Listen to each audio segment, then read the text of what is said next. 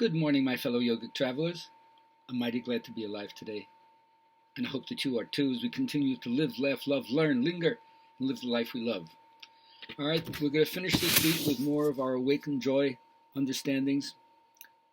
Basic precepts is what really keeps you in the bliss of blamelessness. Honor all life, act out of integrity in the moment, because if that precept wobbles, so do all the other ones. Share your time, share your resources, actively reach out to be generous, stretch beyond what you think you can offer.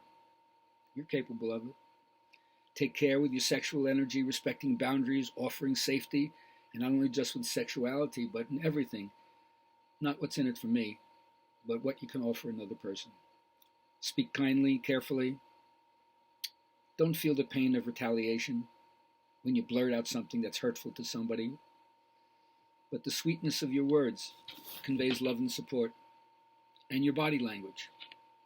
And so wise communication is compassionate communication. So keep listening. Instead of being upset or reactive, you can hear the suffering in the other person just in a few words.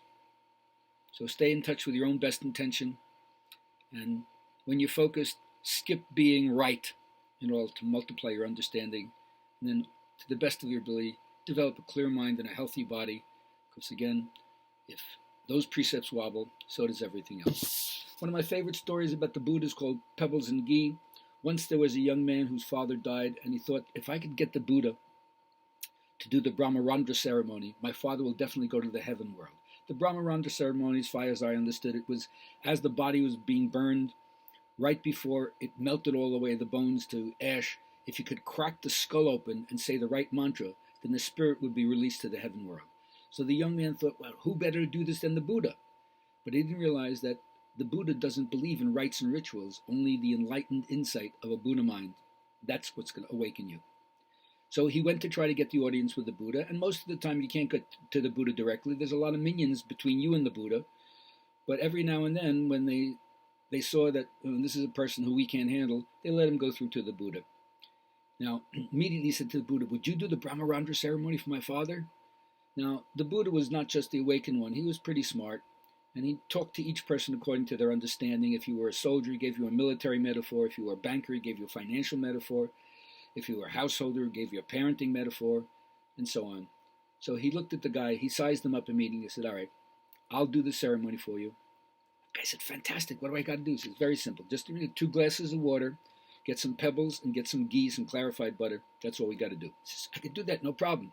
So he comes back with the 2 glasses of water, some ghee, and some stones, and says, okay, Buddha, what do I do? This is very simple. Take the stones, drop it in the water, move your hands over the top of the glass like this, and then say, oh stones, rise up, rise up. Then take the ghee, pour it on top of the other glass of water, move your hands over the glass like this, and go, oh ghee, go down, go down. And the guy has a little laugh. He says, Buddha, what are you talking about? I mean, I know you are the awakened one, but I didn't know you're such a cosmic joker. What are you trying to tell me about chanting over the stones, oh stones, rise up, rise up? Everybody knows that stones are heavier than water, they have to sink. And what are you telling me about putting the ghee on top of the water and say, oh ghee, go down, go down? Everybody knows that ghee is lighter than water, it's going to float to the top. What are you trying to say? And the Buddha, must have been his Jewish part, said, let me ask you a question.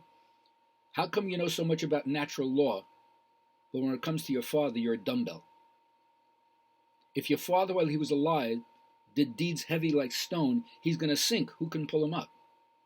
And if your father, while he was alive, did deeds light as ghee, he's going to float to the top. Who can pull him down? And at that moment, the young man understood what karma was all about and bowed to the Buddha and said, can I be your disciple? So I heartily recommend that we all continue to look at what karma is all about, the seeds we plant, and the fruit we most certainly will taste as a result of being the inheritor of our own actions, and to live to the bliss of blamelessness, put out the good vibe, keep believing, don't lose the faith, lead by example, and have as blessed life as you can while helping out as many people along the way.